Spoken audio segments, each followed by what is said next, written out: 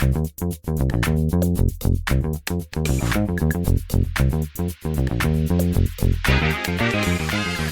is going on, everybody? 'Tis I, the enigma of the gun airwaves, Miyanovich, welcoming you to Season 3 of the Liberal Gun Owners Lens podcast, where unprecedented perspectives are packed into the cargo hold for the LGO Lens spaceship Voyagio. That's fucking Italian. Don't believe that evolution is possible with guns and public safety in America? It's already happening, y'all. Minds are evolving. Think guns versus public safety is the only game in town, do ya? Think culture war is the big boss, do ya? Then keep your ass in the past. Everyone else, all aboard!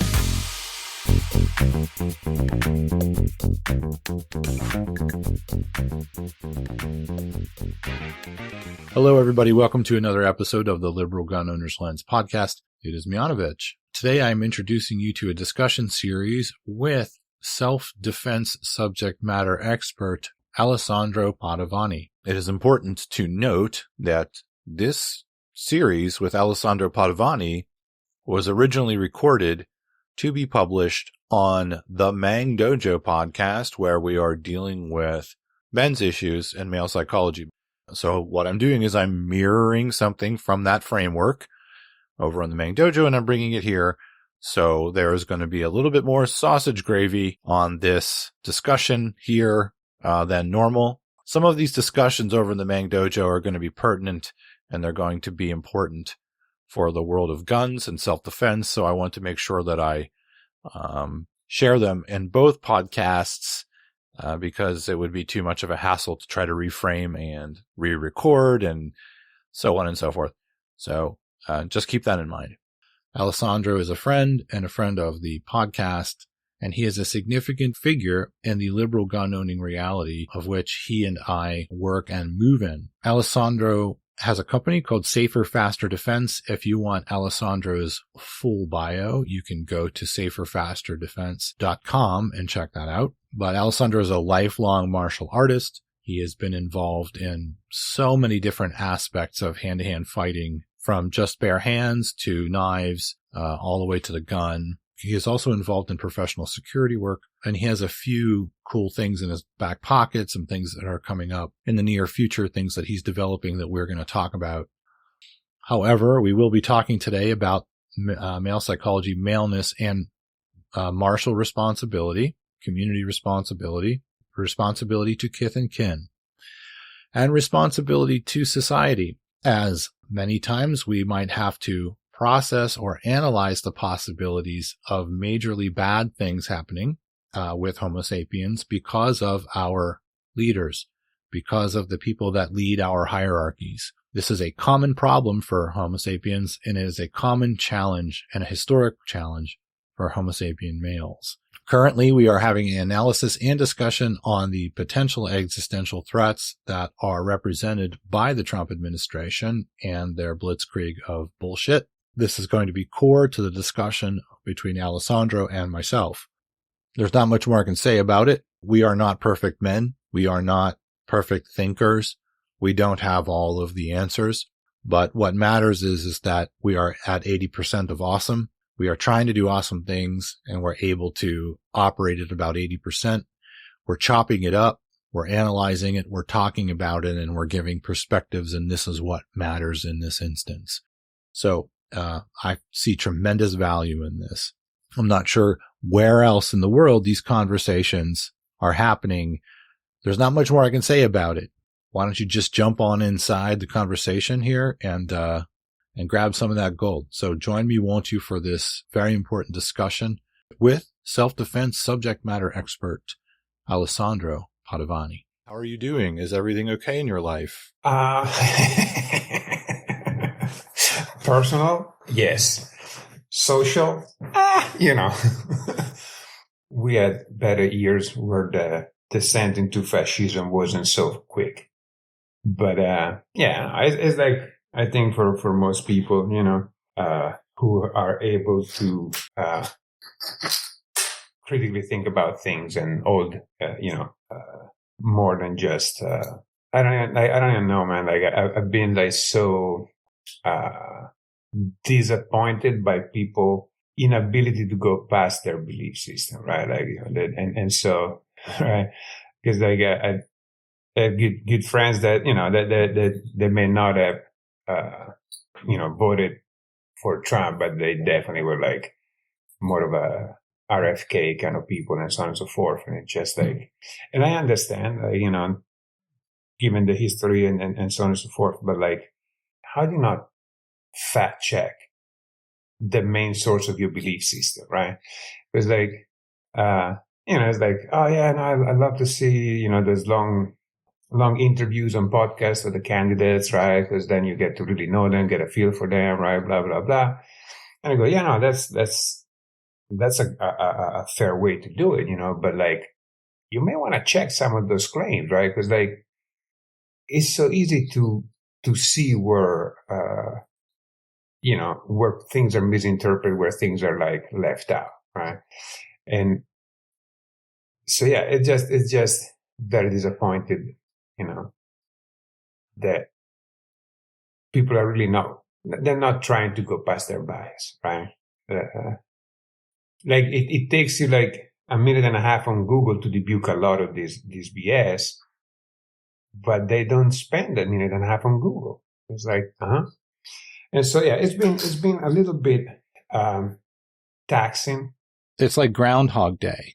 Like if you're a reasonable person and you have rationale, it resets in the morning every day, and then you go out about your business, or you connect into the internet digital world, which is not the real world. It's something else. And then you get frustrated again over and over again because what you're seeing is not matching the reset of reasonableness that you have every morning. And so then you get pissed off again because your expectations and my expectations are that these people aren't going to act like primal, tribal, psychological animals, that they're not going to, they don't stop and think about what they're saying. They don't investigate what they're saying. They're not interested in that because their brain chemistry is wired in many people to be rewarded for not looking further into issues. The brain chemistry is rewarded by the emotion that you get initially. So you have people that are just in this loop, but you're not in that loop necessarily. You might do it a little bit, but every morning we wake up and we reset into reasonableness. And then we go into this place where very few people are doing it. Very generally speaking, the internet is not made up of people who are doing what you and I are doing. And then we have expectations because we think, well, this person's a libertarian, so they're not going to do it. Or this person's a friend of mine, and they've done it in the past. They've been reasonable, so they're not going to do it. But then almost everybody fucking does it. And we're like, why? I just think that this machine that we're on makes the world worse. Well, most definitely. Like, it's very much, people say, like, when we thought that lack of education was due to lack of information or lack of resources, right? And now, with the internet, it's actually been an amazing tool for evolving education, especially like in many countries. Let's just talk about the U.S., right? But so the tool in itself, it has an amazing potential. Unfortunately, we come to realize after years of using it that the tool is not just a tool, right? The tool is being manipulated to push certain narratives, right? And whether initially was to make more money, to push certain products or services or whatnot, it has really become a tool to morph people's view of their own society, right?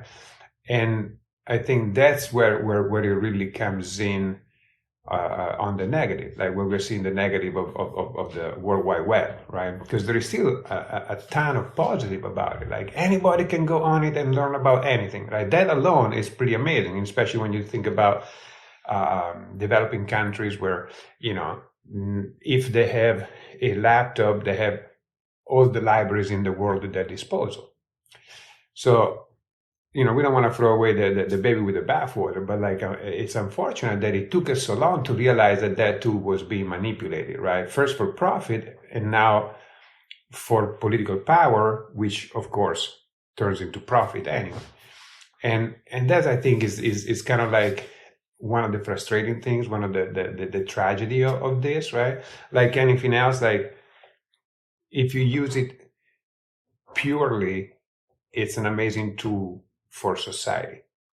Unfortunately, not everybody in society is goal is to make society better, and so it really has been a little bit disheartening to see how well it has worked, right? And just like you're saying, when people get their dopamine hit by thinking they're right about something, by having their views, purported values, and so on validated, right? Then of course they don't want to go further and find out that, oh, maybe I'm not as special as I thought I was. So we cannot, the tool is the tool, the way that it's used is the way that it's being used. But now that the information is out there, it's still up to the individual, I think, to evolve past the tribalism, right? When I talk to my friends, I mentioned, when I see a piece of information that validates my point, I triple check it, right? Because I don't want to be the one spouting something and then being proved wrong. So I make sure that I understand it as best as I can. Of course, like everybody else, I have my limitations. But I never see a headline, see an article, see a study, and then just parrot it. You always put it on Google, double check it, reviews and so on and so forth, and you figure it out, right? And again, it takes so little, but I don't know if it's a different wiring, I don't know where the difference is, but I don't get a dopamine hit by pretending to be right. I get when I know that I'm right? And the other fact I think that is very important is people are so scared of quote unquote failure, or being wrong or being less than, that they actually become one by not testing and challenging their beliefs, their views, and the views and the belief system of the people that they relinquish authority to. Yeah, it's been an interesting process of understanding better both my own psychology and everybody else's around me, in a sense. I think that it's important to understand that there is existing science out there that covers what we're talking about. And we do know that the brain is not really looking to move outside of shortcuts. It's not its nature. Because if you think about where the brain's operation developed over millions of years, specifically in the early part of humanity, you're dealing with very small groups of people, and there's a lot going on, and it's not really necessarily complex. It might have been complex to those people, but not to us would it be complex. So the brain really operates at its basis in like a machine of efficiency. So it really only wants to do the smallest amount that it can do, and because it has to move on to something else. So you don't need to think about things too much in that environment, number one. Number two, we didn't really have the prefrontal cortex fully developed yet for being nuanced. That was emerging. That's the second thing. So the emotional, irrational realm still had major sway over everything. It was what controlled everything.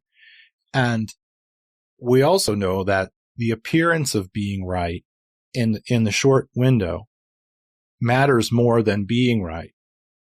the appearance of being right, and gaining people's emotional reaction to that is what is going to secure your place in the short term in the hierarchy of the village or the hunter-gatherer group. The appearance of you having power. The appearance. If you're a chimpanzee, you need to appear like you have more status.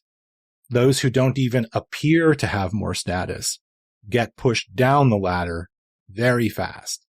So this isn't a shock that humans are doing this. The appearance of knowing everything, the appearance of being the chief, the appearance of being the master of the information, this matters emotionally. And so we have a tendency to just only do that first. We want to not get shit on. We don't want to get shit on in the chimpanzee group. We want to be up towards the top of it because it's awful to be on the low part of the chimpanzee group. So we're going to do the first instinctual thing that gets us there, which is exaggeration, hyperbole, overdoing it, bullying, all that shit. That's going to get you up for a little bit. Now, if you never get a good relationship with what's actually right, you're going to get pushed down in the long term. But in the short term, that doesn't mean anything.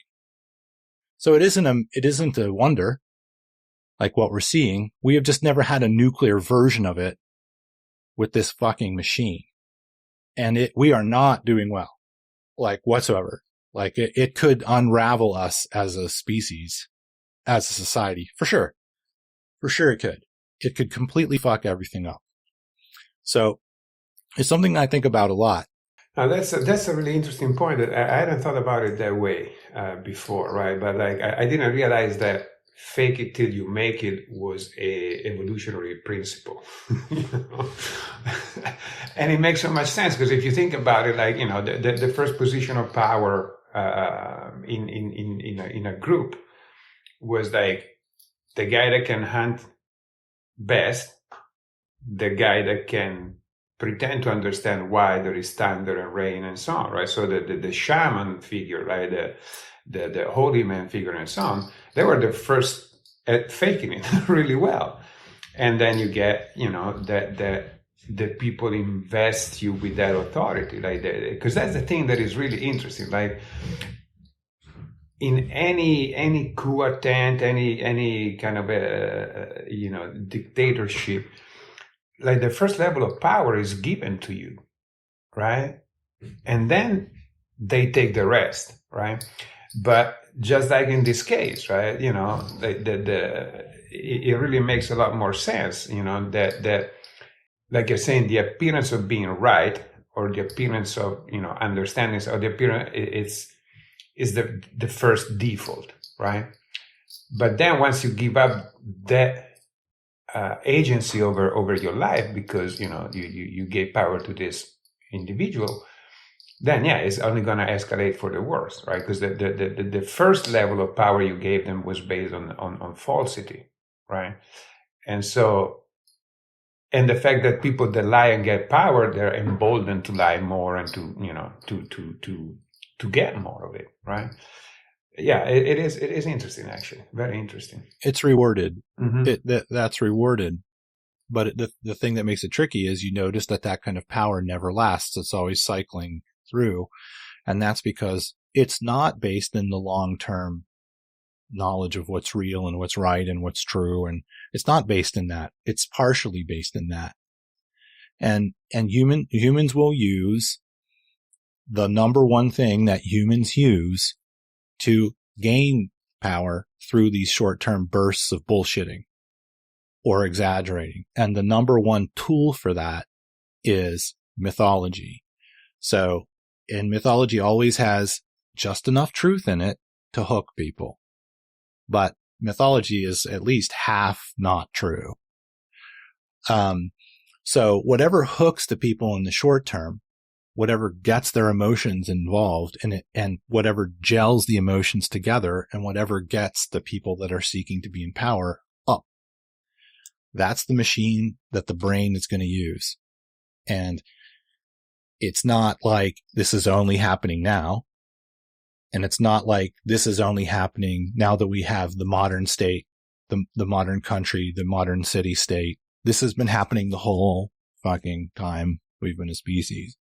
We can see why rationale and reason is like our only hope to stay out of the dark, because it's the only thing that can go above that.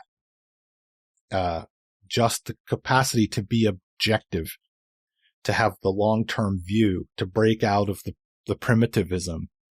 It just doesn't seem that we've learned yet how important reason is, right? Yeah, absolutely. And I think, like, it definitely goes deep in the psyche of people, right? In a sense, like, and I'm sure you're familiar with the studies that show that basically, depending on your nurture and nature as well, but a lot of it is nurture. But like, if you grow up and because of your life happenings, your amygdala overdevelops a little bit, right? So you're always constantly looking for trouble, for danger and so on. And they saw that that's very closely related to be more conservative in Yes. life, right? But at the same token, by the reverse, like if you grow up in an environment that is loving and safe in a sense, then your prefrontal cortex develops more, and now you have more capacity for empathy, for compassion, for like the things that make you lean more toward, what's the word I'm looking for? Common good in society, Sure, kind of narrative, collectivism. Right? Yeah. When that's the other thing to realize, that like a lot of people are not aware of why they favor certain things or certain acts, like a certain worldview, and it makes a lot of sense, because we all know that it's a lot easier to control with fear than inspire with hope, right? And so a little bit, and then when you look at the two sides that we have here, one is really a master at fabricating fear, crisis, and the narrative that goes with it, and finding culprits, right? So whatever happens in your life that is bad is not your fault, it's the others. And on the other side, they are on the side of overextending empathy and compassion to maybe people or situations that don't deserve it, right? And there is more of a tendency towards, like, on the center left, there is more a capacity for utopian thinking, right? Mm-hmm. That, hey, take all the guns away, there's not going to be more violence. Like, do this, and that's going to be the net result, and everybody's going to be happy, right? And on the other side, kick all these people out, and we're going to have a great country again, right? So it's when you really break it down to that level of how much your own psyche, how much your own upbringing, how much your own psychology influence your decisions, right? It becomes really hard to figure that you can change people's mind through discussion, facts, and better data, right? And that's the thing, because, like, luckily there are a lot of people who have a capacity for to different thoughts at once and figure out what works best or what makes more sense. But I fear that it's not necessarily the majority. It's definitely not the majority of the people who vote.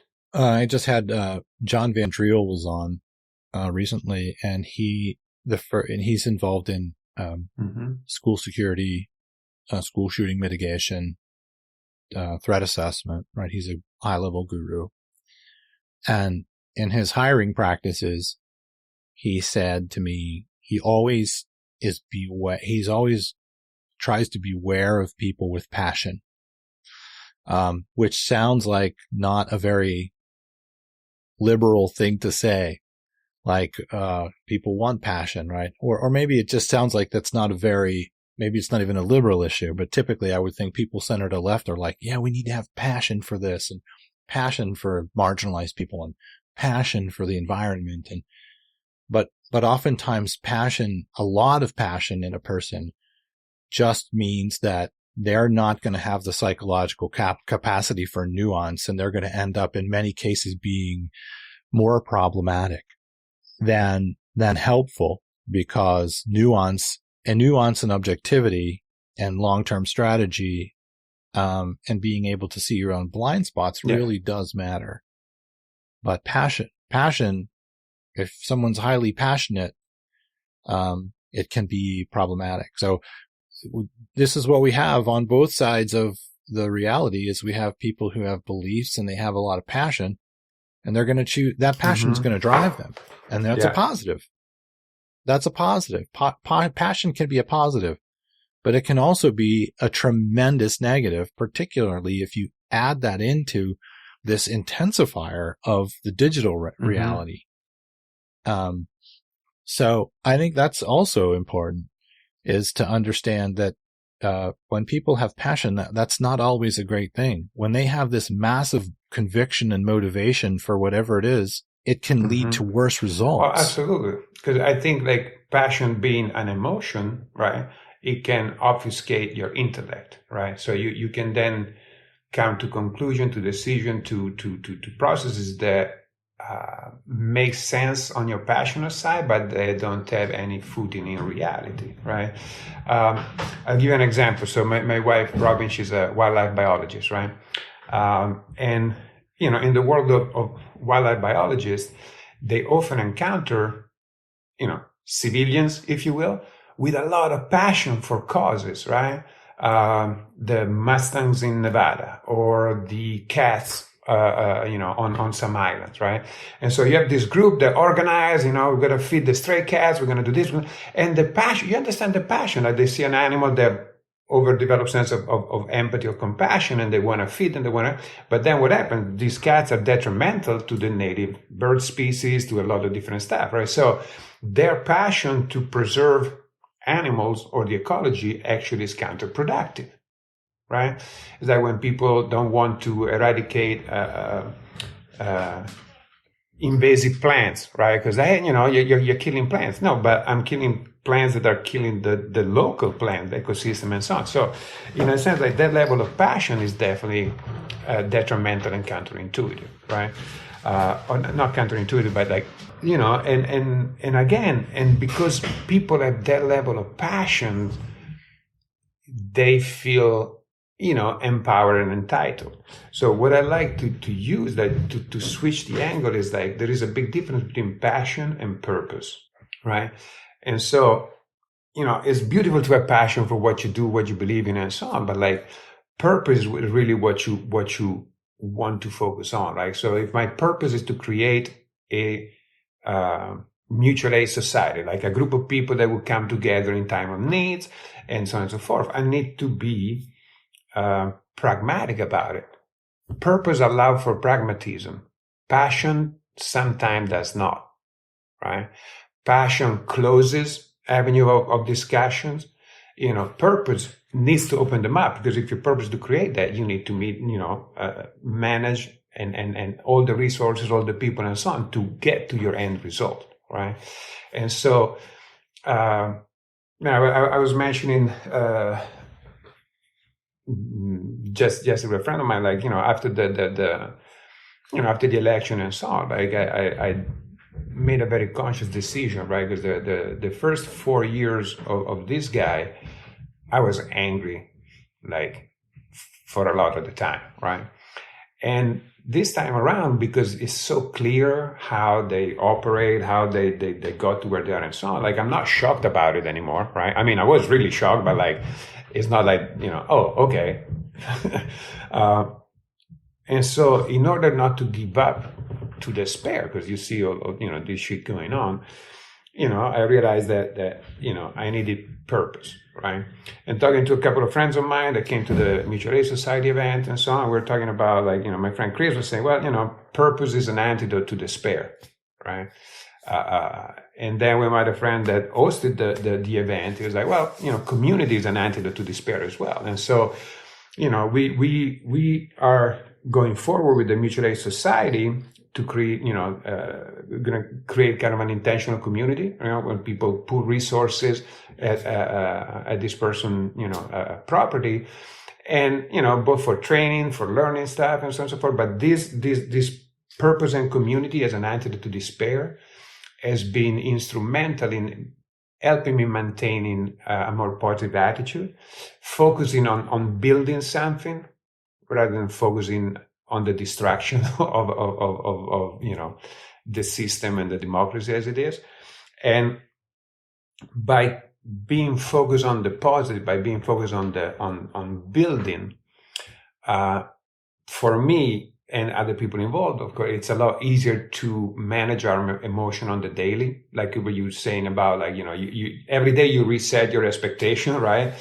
And every day it seems that, the news take a hammer to that. But now if you can do a little work every day towards the positive side of things, right? It really helps with maintaining that balance. And on top of it, you're creating a community that you are going to thrive in, right? And if you can go through the next 4 years without any major loss of freedoms and so on and so forth, the end result is still going to be a positive, right? We're going to have we will have created a community where we can go meet, learn, and not just learn. This is not just about learn tactical stuff. You learn how to create a community. You learn how to install solar power, how to grow food, how to hunt, butcher, and stuff. So.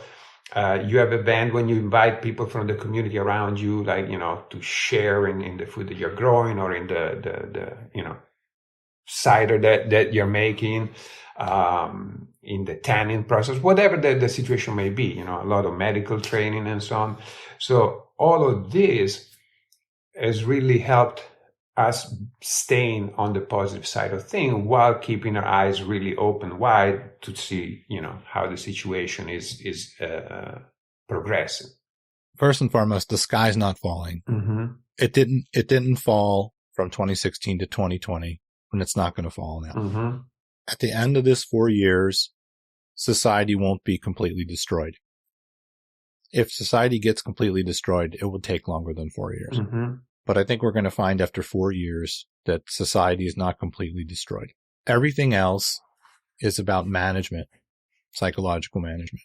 But the importance of rationale is to take away the hyperbole of the primitive mind. The primitive mind is great. It's great for you're on the savannah, you're running across the savannah, and there are 4 saber-toothed tigers behind you, and they're chasing you. And you turn around and you look, and your brain tells you that there's 8 of them. And they're running faster than they are. So that's an amazing mechanism for getting you to run a quarter mile and get up the tree that they can't get, the saber-tooths can't get up. It's an amazing mechanism. It's a great part of the brain for certain things. For other things, it's terrible. So nihilism and this like hyper paranoia about a single administration being able to come into power and destroy everything that we see and we have out here in 4 years is a bunch of bullshit. And there are a lot of people who believe that. There are a lot of people who are plugged into that. What we're going to learn is the sky's not going to fall. Society's not going to fall down. And the entirety of democracy is not going to be able to be destroyed in 4 years. Does that mean it can't be? Does that mean that something will happen at 4 years that doesn't continue this process? Could. It definitely could. And if that were to happen, that would be a major signal that things are really, really, really fucking bad instead of really fucking bad. But for right now, the only thing that we have are our brains. And if we let them get filled up with alarm to the point where it pulls us out of reality, then whatever the countervailing force is against this is going to be way less effective. Way less. It's not about not having concern. It's about not being drowned in the level of concern that basically deludes people. This is why it is so important, again, to have the ability to connect into rationale and to not allow your brain to get swamped by the primitive forces, because it will most certainly send you into inaccuracy in terms of perception and make you a less effective countervailing force. For sure it will. So this is why people have been asking me, and I've been telling them, titrate your exposure to the internet, titrate your exposure to the news. You do not have to know every single fucking thing that's happening every fucking day. You don't. The sky's not falling, and you do not have to know. You do not have to know everything, right? That's the first point I wanted to make. The second point I wanted to make was for people that are concerned about, let's call it democracy. Well, this is a fantastic lesson for why it is that, and this is for people left of center who we live inside of a major hypocrisy. And that hypocrisy is we both want democracy and we want other people to be in charge of life. That's a fact. As much as people on the left say they don't want that, they actually do want that. They want the ultimate aspects of reality to be defined by something outside of their control, because that's an enormous burden for a person to say, reality is kind of under our control. We kind of have to take care of the essential part of reality. And that thing over in Washington, D.C. is a part of that, but it isn't the vanguard or the driving force for reality. And it never should be. And if the person is a liberal and they believe somehow that the Washington, D.C. or the Democratic Party or Bernie Sanders and his mechanism or whatever the mechanism would be, that's what drives reality. And we're just here and we are subjected to that. There's nothing more undemocratic than that notion. There's nothing more illiberal than that notion, is that it shouldn't bother people as much when these things happen because these fuckers don't control reality anyway, and they can't. And we've made sure that they can't. That's what liberalism at its core should be. Not, I go to work every day and I have my health plan and I have my benefits and my house and I vote every 2 and 4 years. And then the optimal results for my worldview are just rolled to my doorstep by the powers that be. It's enormously illiberal to be that way because you cede power when you do that. So the thing that you're bringing up, this is what it always makes me think of, is, well, if you don't fucking like the world where these cats have all the power over reality, what are you doing to make sure that that doesn't happen other than vote every 2 and 4 years? Because that's a shit equation. It's not ever going to work. You have to have as much control over yourself and your loved ones and your community, or as much input and influence and over your life as possible, maximized, so that whenever they pull this stuff, whoever they may be, you're resilient and your life really doesn't change that much. That it's impossible for these people to tank society from within the Beltway in DC. They couldn't do it if they tried. That's the actual, to me, that's the actual architecture of democracy. That's the actual architecture of a liberal society or a progressing society. Not the one that expects everybody to fucking do all of these things while we basically just go to work and come home and go on vacation and vote every 2 and 4 years. That is simply a ridiculous notion. Does that make sense? Yeah, no, I hear what you're saying, right? And I have a couple of pointers there where I may differ a little bit, right? So on the one hand, well, for one thing, that relinquishing agency over our lives is both a left and right issue, right? The right wants to relinquish it to a dear leader. The left wants to relinquish it to a committee, but the ultimate goal remains the same, right? Feeling safe and taken care of by Big Daddy, whether it is one Big Daddy or a committee of them, right? And again, it's kind of like human nature, right? But and I agree that is like if you don't work in your community first, you're not doing work. Right, like if you go and vote, like that's a civic duty, but that's the minimum level of civic duty you can exercise, right?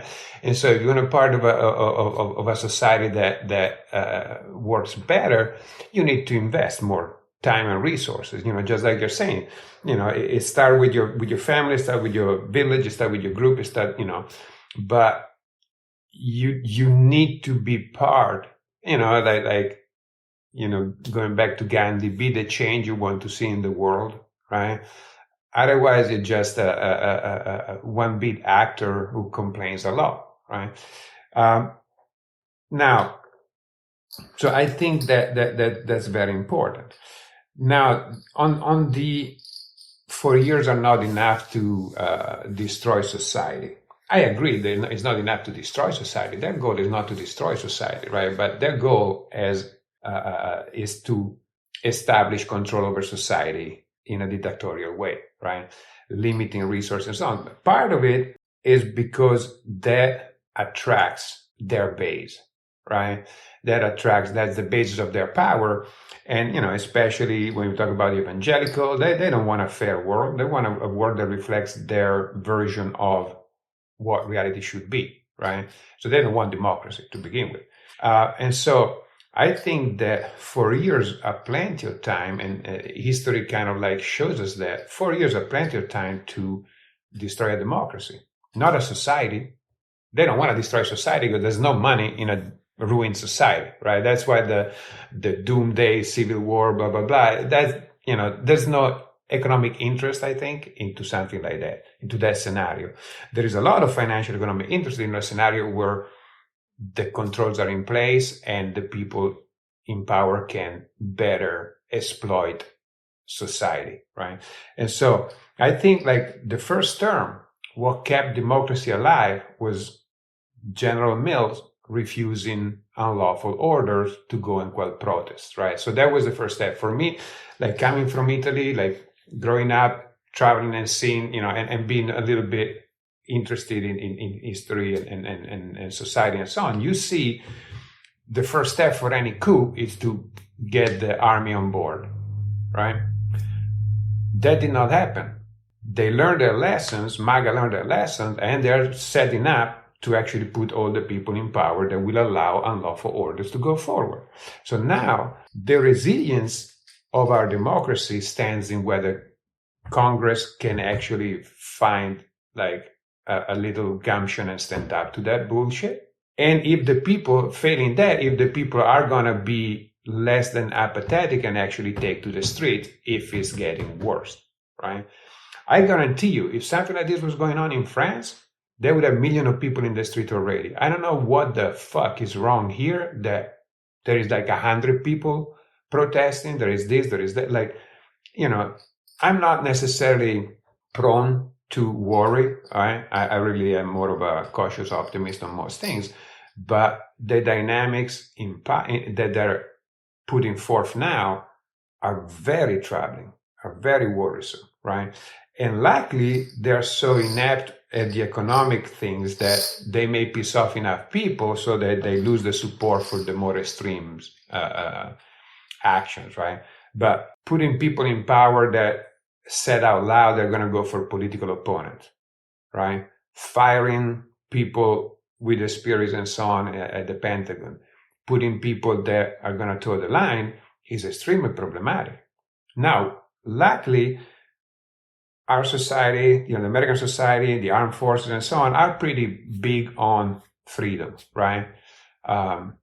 And so we'll have to see, if the Congress is not effective, what are the people going to do, right? But the plan is clear. I mean, they wrote it down, you know what I mean? So I'm a bit more worried than I've ever been because I see how the chess pieces are moving. And there is awareness of that, luckily, but I haven't seen like the upswelling of indignation that should already be here. So hopefully people are going to find it as things were worse, right? And again, in the US, I was reading something because, I try to read things that bring me hope and joy. But like, when you break it down, or I don't know if you were saying it in another podcast and so on, but like it takes the people in the socio-economic group that has all the advantages to vote their advantages away, right? So when it was men who voted to allow women to vote, right, is what white people that allowed, that voted for civil rights for everybody, right? So there has been plenty of historical moment in the American society where actually ethics, integrity, morality prevailed, even if it seemed that everyone was against it, right? So I'm not a defeatist. I'm not like, I think we still have plenty of time and resources to stop it from devolving into the way we really want. But I am still worried. And again, not necessarily a societal collapse, but, a definitely a restriction of freedoms, freedom of expression, freedom of movement, freedom of association, all those things, like freedom of religion, like all those things.